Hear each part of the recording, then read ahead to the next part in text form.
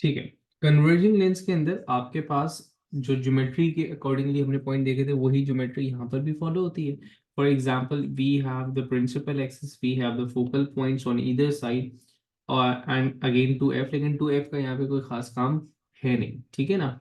अच्छा, converging lens की जगह डाइवर्जिंग लेंस जब हम बनाते हैं तो डाइवर्जिंग लेंस का शेप कनकेव्ड शेप बनता है फ्रॉम बोथ साइड, ठीक है। अब ये हमारे पास जो जनरल हम लोग बनाते हैं इट्स सिमेट्रिक कनकेव, अब वेरी जनरल, उसके अलावा मल्टीपल टाइप्स के आपके पास होते हैं जो को हम डिटेल्स में नहीं पढ़ते, ठीक है। अच्छा, कन्वर्जिंग लेंस के बारे में हमने ये पढ़ा था कि अगर उसमें पैरेलल रेज आ रही है, ray parallel as in parallel to the principal axis और एनी अदर एक्सिस, तो आपके पास अगर पैरेलल रेज आ रही है फ्रॉम अ कन्वर्जिंग लेंस, ठीक है, तो वो लेंस से गुजरने के बाद तमाम की तमाम कन्वर्ज हो जाती थी कहाँ पर, ऑन दी फोकल पॉइंट। तभी फोकल पॉइंट का एक्चुअल जो जो स्पेसिफिकेशन है वो यही है कि यहाँ पर आपके पास पैरेलल रे आकर के कन्वर्ज हो जाती थी, ठीक है। व्हाट अ डाइवर्जिंग लेंसेज, नाम से जाहिर है कि ये आने वाली रेस को डाइवर्ज करेगा, लेकिन स्कैटर नहीं कर रहा, रैंडमली डाइवर्ज नहीं कर रहा, ठीक है। इसकी डाइवर्जिंग एंगल या फिर diverging path specific diverging path है, ठीक है। अगर आप सिर्फ रेड वाली रेस को देखो तो ये पैरेलल आ रही थी और लेंस से गुजरने के बाद ये स्प्रेड हो गई है, ठीक है ना, मतलब ये डाइवर्ज हो गई। लेकिन अगर इन इन डाइवर्जिंग रेस को अगर आप कंटिन्यू करेंगे ऑन दी इमेजिनरी एक्सिस, मतलब अब इन ग्रे वाली लाइंस को अगर आप देखें तो ये तमाम डाइवर्ज्ड रेस अगर इमेजिनरी एक्सिस पर कंटिन्यू की जाती हैं तो ये समझ में आता है कि these diverging rays were diverged from the focal point, मतलब एफ से डाइवर्ज हो रही है, तो इनका जो डाइवर्जिंग पाथ होगा वो जाकर के एफ पर कन्वर्ज हो रहा होगा ऑन द अदर पॉइंट, ठीक है। तो फोकल पॉइंट का डाइवर्जिंग लेंस के अंदर ये आपके पास क्या कहते हैं वर्किंग प्रिंसिपल है कि जो भी रे आपके पास, फॉर एग्जांपल अगर लेट्स से कि एफ यहाँ होता तो जो रे आ रही होती वो यहाँ से, मतलब डेफिनेटली वो यहाँ तक तो जाती लेकिन फिर इस एंगल पे आकर के डाइवर्ज हो रही होती एट ए डिफरेंट एंगल, ठीक है। तो जितना बड़ा फोकल पॉइंट होगा इसका मतलब ये है कि डाइवर्जिंग पाथ उतना छोटा होगा, जितना lesser value of focal length होगा उतना डाइवर्जिंग पाथ जो है वो ज्यादा होने वाला है उसका, ठीक है ना। अच्छा, अब इसका जो केस बनता है हमारे पास वो एक ही केस है, ठीक है ना, जो हम पढ़ते हैं वो एक केस क्या है कि if any object is placed before F, और या फिर इन जनरल एफ और टू एफ के दरम्यान हमने इसको रख दिया, ठीक है। अब गौर से देखिएगा, अगर मैंने इसको एफ से पहले रखा हुआ है, जो जो प्रिंसिपल था वही प्रिंसिपल यहाँ भी रहेगा कि अगर रे आई ऑप्टिकल सेंटर पे तो वो अनडेविएटेड स्ट्रेट निकल जाएगी, ठीक है। लेकिन अगर रे आई पैरेलल तो वो डाइवर्ज होगी, एंड डाइवर्जिंग पाथ होगा कि वो एफ से डाइवर्ज हो रही है, आपको स्ट्रेट फ्रॉम दी एफ जा रही होगी, ठीक है। तो अब यहाँ पे मैंने दो रेज बनाई यहाँ पे, ठीक है। एक रे जो कि मैं पैरेलल लेकर आया था, ठीक है, वो पहले तो आपके पास रिफ्रैक्ट करेगी इन दी लेंस, एंड फिर जब वो लेंस से बाहर जा रही होगी दोबारा वो आपके पास रिफ्रैक्ट कर रही होगी, तो इसका जो रिफ्रैक्टिंग पाथ होगा वो एफ से गुजरता हुआ जा रहा होगा। तो ये जो ब्लू वाली मैंने रे बनाई हुई दिस इज एन इमेजिनरी रे, रेड वाली इज द रियल रे, तो एक्चुअली रे जा रही है इस पाथ के अंदर। दूसरी एक रे जो मैंने यहाँ से निकाली वो ये थी कि जो कि ऑप्टिकल सेंटर पे जाकर के हिट की, ऑप्टिकल सेंटर पे अगर जाकर के हिट करती है तो रे जो है वो आपके पास अनडेविएटेड गुजर जाएगी, ठीक है ना, बिल्कुल डेविएट नहीं करने वाली आपके पास।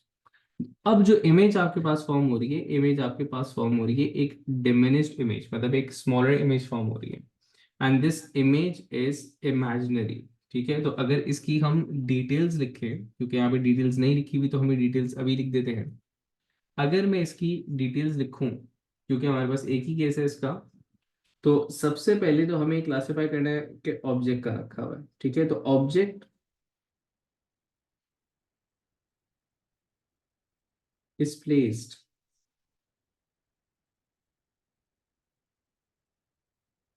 Before F,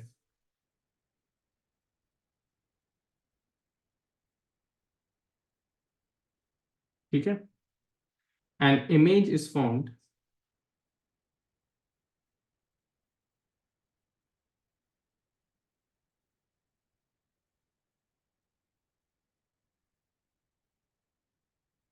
between F and O. अब यहाँ पे ये मेंशन करना जरूरी होगा कि वो ऑन द सेम साइड बन रही है, ठीक है ना, ऑन द सेम साइड, क्योंकि हमारे पास यूजली सेम साइड के ऊपर कम ही बना है, ऑन द सेम साइड।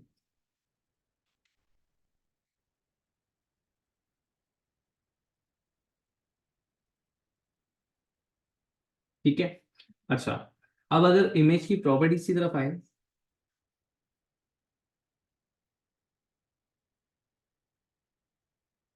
ठीक है, तो इमेज की प्रॉपर्टीज में हम लिखेंगे कि इमेज, पहला तो image is upright,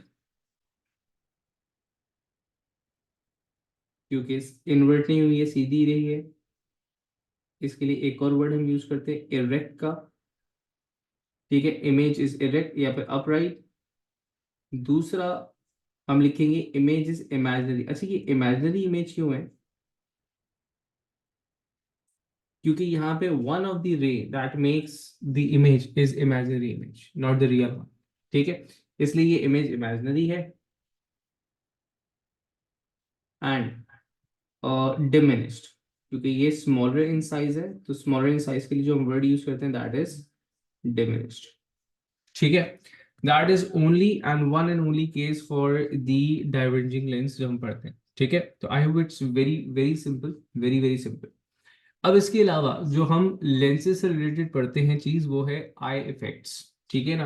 what happens with a human eye, how human eye should work, and what happens जब हम बोलते हैं कि जी आई साइड इज वीक, ठीक है।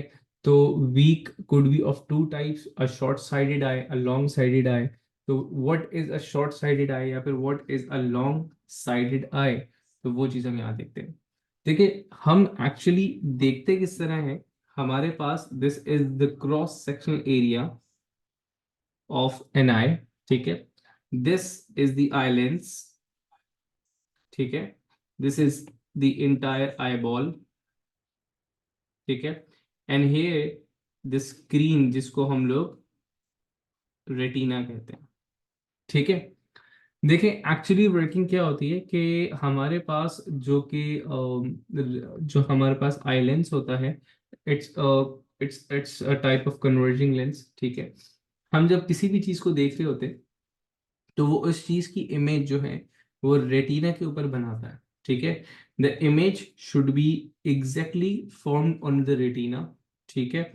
एंड रेटिना के ऊपर जो भी इमेज फॉर्म होती है वो आपके पास एक इमेजिनरी इमेज फॉर्म होगी, ठीक है। And the brain works and फिर उसको इन्वर्ट करके हमें फिर वो दिखाता है। वो सारी बायोलॉजी के अंदर हम नहीं जा रहे, लेकिन हम इसकी फिजिक्स से पढ़ रहे हैं कि लेंस यहाँ पर है और स्क्रीन जो है वो आपके पास यहाँ पर मौजूद है। आ रही है बात समझ में? अच्छा, अब ऐसा है कि हमने ये अभी तक जितने भी केसेस देखे थे उसमें ये देखा था कि हमारे पास ऑब्जेक्ट अगर डिफरेंट पोजीशन पर होता है तो इमेज डिफरेंट पोजीशंस पर बनती है। लेकिन यहाँ पे एक चीज फिक्स्ड है, यहाँ पे लेंस एंड स्क्रीन का जो डिस्टेंस है वो फिक्स्ड है। And what we need to do is कि हमें लाजमी तौर पे इमेज चाहिए on the retina on the screen. अब ये काम हम किस तरह करें? ये काम हम इस तरह करते हैं कि हमारे पास, अगर मैं जनरल बात करूं कि किसी भी एक स्पेसिफिक केस के अंदर, लेट्स से,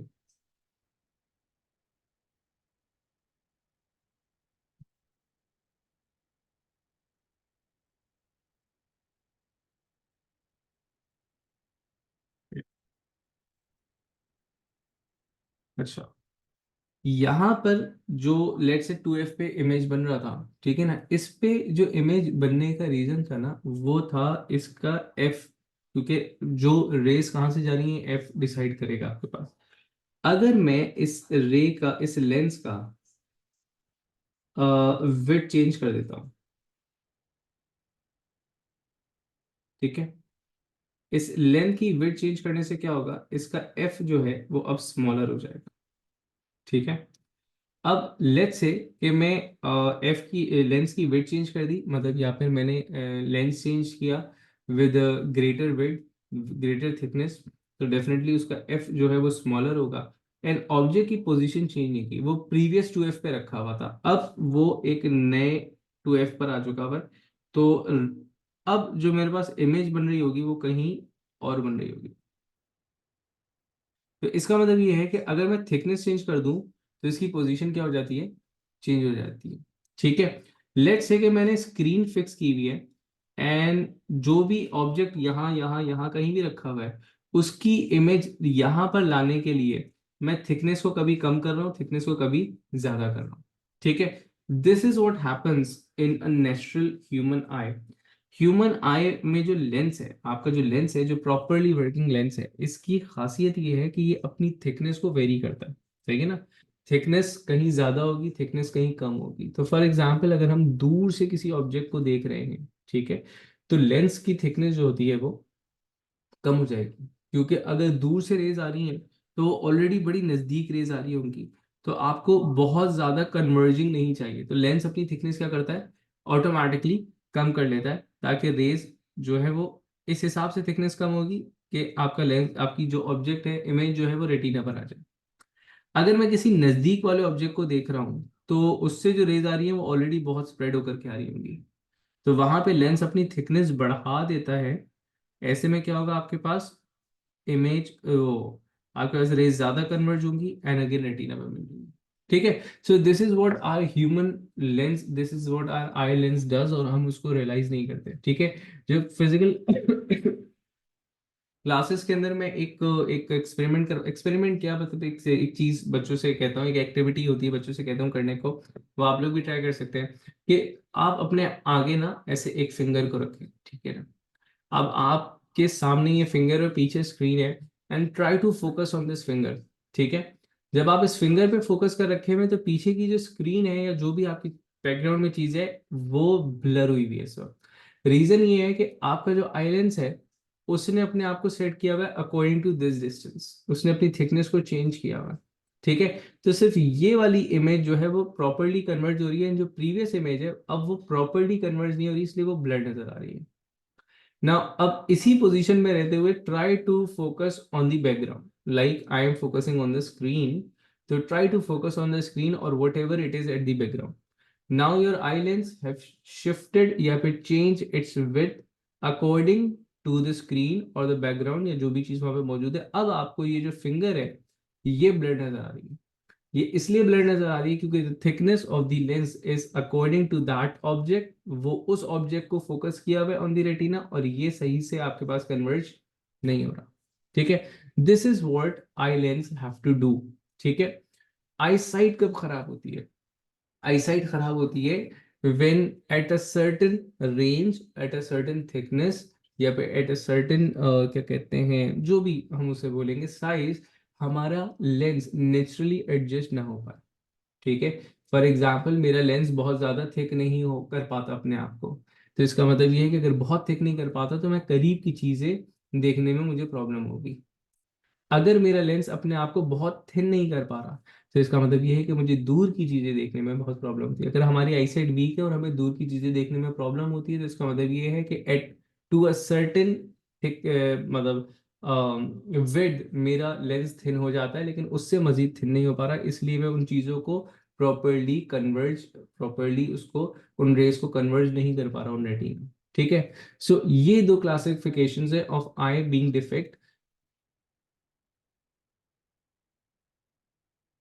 नेचुरली थिन नहीं कर पाता, तो इसका मतलब ये है कि आप दूर की चीजें नहीं देख पाते, ऐसा ही है ना, करीब की चीजें आप इजीली देख लेते हैं। एग्जैक्टली, अब देखें, अब इसमें देखते हैं आप आई मतलब इसका जो हल निकाला है वो किस तरह निकाला है। देखें, एक तो आपके पास होता है शॉर्ट साइटेडनेस, ठीक है, जो आपको है, एक होता है लॉन्ग साइटेडनेस।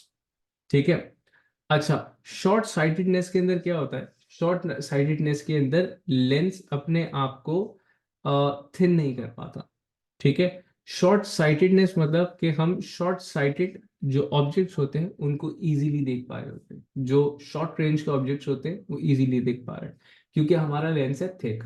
ठीक है, दूर के किसी ऑब्जेक्ट को अगर मैं देख रहा हूं तो दूर से जो रेज आ रही हैं, अगर उसमें एक थिक लेंस से वो गुजरती हैं तो वो जल्दी कन्वर्ज हो जाएंगे। थिक लेंस का मतलब ये है कि उनका फोकल पॉइंट जल्दी छोटा है, फोकल पॉइंट जल्दी का छोटा होने का मतलब ये है कि वो जल्दी मतलब बिफोर द रेटिना कन्वर्ज हो जाएंगे। तो कोई भी ऑब्जेक्ट फॉर एग्जांपल यहाँ रखा हुआ था, अब उसकी एक प्रॉपर इमेज यहाँ बन रही थी, लेकिन यहाँ पे रेटिना नहीं था, और उसकी ये जो इमेज यहाँ बन रही है, अब क्योंकि ये प्रॉपरली कन्वर्ज रेज नहीं है, तो ये इमेज मुझे ब्लर दिखाई देती है। ठीक है ना, यहाँ पे इमेज ब्लर होगी, यहाँ इमेज ब्लर होगी, यहाँ इमेज ब्लर होगी। Image would be a sharp image on the point जहां पे तमाम रेज कन्वर्ज हो रही हैं। ठीक है, तो ये रेस क्या हो जाएगी, मेरे पास ब्लर नजर आ रहा होगा अब मुझे दूर का। अब ऐसे में मैं क्या कर सकता हूं, मसला क्या था, the lens was converging too much. ठीक है, उसकी वजह से मेरी इमेज जल्दी जो है वो फॉर्म हो रही थी। तो मैं क्या करूंगा, मैं एक यहाँ पे जो अब जो पेयर ऑफ ग्लासेस आप यूज करते हैं वो क्या है, वो है आपके पास एक डाइवर्जिंग लेंस। ठीक है ना, हम यहाँ पे एक डाइवर्जिंग लेंस पहनते हैं। डाइवर्जिंग लेंस क्या करता है कि वो रेज जो पैरेलल आ रही थी, वो उनको पहले थोड़ा सा एक्स्ट्रा डाइवर्ज कर देता है before falling on to human eye. क्यों, क्योंकि अगर ये ऐसे जाती तो ये तो इनको जल्दी कन्वर्ज कर देता। ठीक है, तो हमने according to the issue, according to the मतलब the size of the lens, हमने यहाँ पे एक स्पेसिफिक लेंस लगाया। उसने क्या किया, आने वाली रेस को पहले किया diverge before falling on to the human eye. अब ह्यूमन आई क्या कर रहा था, हमारा जो अपना लेंस था वो क्या कर रहा था, वो बहुत ज्यादा कन्वर्ज कर रहा था, तो हमने उसको बहुत ज्यादा डाइवर्ज करके दिया ताकि कन्वर्ज होते होते वो एक्चुअली रेटिना के ऊपर आ जाए। ठीक है, अब हमें कैसे पता चलता है ये कितना, कौन सा लेंस लगेगा, क्या कोई सा भी डाइवर्जिंग लेंस, नहीं कोई सा भी डाइवर्जिंग लेंस नहीं चलेगा। अब आप जब आप आई टेस्ट करवा रहे होते हो तो आपके पास डिफरेंट नंबर्स होते हैं। अब आप जब जाते हो तो वो आपको एक फ्रेम बनाते हैं और डिफरेंट लेंसेज डाल डाल के उसके अंदर देख रहे होते हैं, वो आपसे पूछ रहे थे आप कैसा नजर आ रहा है, आप कैसा नजर आ रहा है। तो बेसिकली क्या होता है, जब वो डिफरेंट लेंसेज यहाँ पे डाल रहे होते हैं तो रेस कभी इतनी डाइवर्ज हुई, कभी इतनी डाइवर्ज हुई, कभी इतनी डाइवर्ज हुई, तो आपकी इमेज कभी यहाँ बन गई, कभी यहाँ बन गई, कभी यहाँ बन गई, तो वो आपको स्टिल ब्लर नजर आ रहा होता है। जैसे ही आप बोलते हो शार्प है, तो इसका मतलब ये है कि एकदम परफेक्ट लेंस आया और आपकी इमेज रेटिना के ऊपर फॉर्म हो गई। वो उस लेंस का नंबर अपने पास लिख लेते हैं और वो आपके लेंस जो है ना, जिसे आप कहते हैं जी मेरी आंखें इतनी खराब है, बेसिकली वो आप अपना लेंस नंबर बता रहे होते हो। तो मैं एक्चुअली जो मेरा लेंस करेक्शन नंबर है वो ये है आपके पास। ठीक है, तो एक क्या कहते हैं शॉर्ट साइटेडनेस के अंदर क्या होगा, दूर की चीजें नजर नहीं आएंगी, करीब की चीजें, शॉर्ट डिस्टेंट ऑब्जेक्ट जो है वो आपके पास इजीली नजर आ रहे होंगे। ठीक है, यूजली यंग एज के अंदर जो आईसाइट इश्यूज हो रहे होते हैं, तो वो शॉर्ट साइटेडनेस की वजह से होते हैं। ठीक है, अच्छा दूसरा क्या है आपके पास, लॉन्ग साइटेडनेस। ये मोस्टली जो होता है कि वो एक बड़ी उम्र के अंदर जो है वो लाजमी तौर के ऊपर, जिसे हमारे यहाँ एक स्पेसिफिक वो बनाया हुआ है, क्या कहते हैं, एक पता नहीं क्यों एक एक बॉर्डर बनाया हुआ है कि जी आफ्टर 40 लाजमी तौर पे हो जाएगा, मतलब अगर आपकी बर्थडे आई अगले महीने आपको ग्लासेस लग जाएंगे।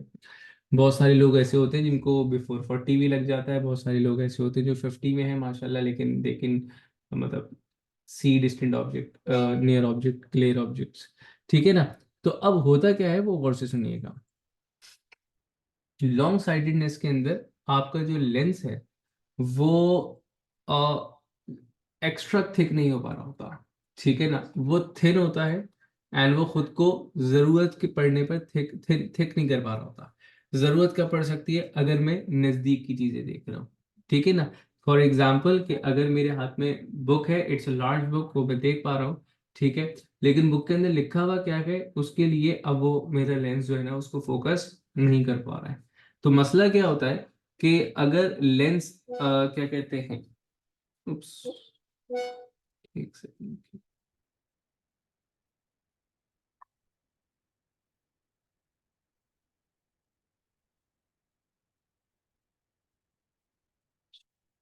चले, लेंस जो है अगर आपके पास खुद को थिक नहीं कर पा रहा है, थिन है, तो इसका मतलब ये है कि इसका फोकल पॉइंट जो है वो काफी दूर है। फोकल पॉइंट दूर होने का मतलब ये है, फोकल पॉइंट दूर होने का मतलब ये है कि आपका जो इमेज है वो अब बिहाइंड द रेटिना बन रहा होगा।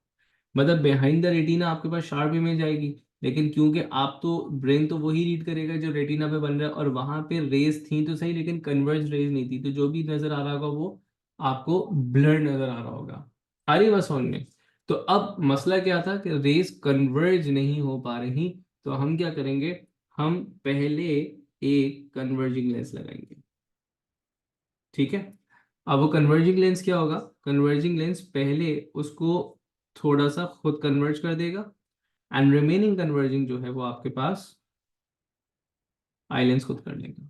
मसला क्या था, आई लेंस थिक नहीं हो पा रहा था, तो हमने एक थिक लेंस ऑलरेडी पहले लगा दिया, जितना ये कमी कर रहा था उस कमी को पूरा करने के लिए हमने एक एक्स्ट्रा लेंस लगा दिया। This is what a long sightedness is, ठीक है ना। यूजली क्या होता है, जो बड़ी उम्र के लोग होते हैं उनको ये मसला होता है, लेकिन आजकल क्या होता है कि आपने अक्सर देखा होगा बहुत सारे हजरात, पुराने जमाने में ऐसा होता था, मतलब आज से पुराने जमाने से बना दिए, बहुत पुराना नहीं, मतलब ये है कि आज से 6-7 साल पहले, 5 साल पहले अक्सर आपने देखा होगा कि लोग जो है वो दो दो ग्लासेस लेकर के घूम रहे होते थे। नॉर्मली कुछ पहने हुए होते थे, और जैसे ही उनको बोला जाता था कि वो जनाब कुछ पढ़ना है, तो वो एकदम अपने ग्लासेस चेंज करते थे। तो ये वो लोग होते हैं, वो हजरात होते हैं जिनको अ स्लाइट लॉन्ग साइटेडनेस भी होती है, अ स्लाइट शॉर्ट साइटेडनेस भी होती है, तो वो दोनों ग्लासेस अपने साथ लेकर के घूम रहे होते हैं, ठीक। अब हमारे पास एक लेंस आता है जिसे हम बाइफोकल लेंस कहते हैं, ठीक है। एंड एक प्रॉपर टर्म है उसको प्रोग्रेसिव ग्लास भी कह रहे होते हैं, ठीक है। उस प्रोग्रेसिव ग्लास के अंदर अगर किसी को आपने यूज करते हुए देखा हो, तो उस प्रोग्रेसिव ग्लास के अंदर दोनों होते हैं, मतलब एक ही लेंस के अंदर कन्वर्जिंग डाइवर्जिंग एरियाज दूसरे दोनों होते हैं। तो आपने अक्सर देखा होगा वो जो लोग प्रोग्रेसिव पहने हुए हैं वो दूर से देख रहे होंगे तो नॉर्मली ऐसे बैठे हुए होंगे, और वो कुछ रीड कर रहे हो तो वो थोड़ा सा अपनी आईज को एडजस्ट करते हैं, because they adjust at the point जहां से वो उनको कन्वर्जिंग मिल जाए। बहरहाल वो हमारा टॉपिक नहीं है, लेकिन ये तो हमने एक जनरली चीज डिस्कस की। तो I hope I defects, short sightedness and long sightedness आपको क्लियर हुआ होगा, ठीक है। एक आखिरी चीज जो कि बहुत थोड़ी सी कभी कभी आ जाती है, वो हमने लेंसेज में डिस्कस करनी चाहिए थी, लेकिन पता नहीं क्यों वो हमेशा आखिर पे रह जाती है, that is linear magnification ratio, ठीक है। लीनियर मैग्निफिकेशन रेशियो इज मतलब अगर हमने जितने भी केसेस अभी पढ़े थे, चाहे वो डाइवर्जिंग लेंस का हो चाहे वो कन्वर्जिंग लेंस का हो, उसके अंदर either the image was being magnified, either और the image was being diminished. तो किस रेशो से मैग्नीफाई हो रहा है या किस रेशो से डिमिनिश हो रहा है, मतलब ट्वाइस, थ्राइस, 4 टाइम्स, हाफ, 1/4, 1/3, किस रेशो से वो डिक्रीज हो रहा है, that is basically linear magnification ratio, ठीक है।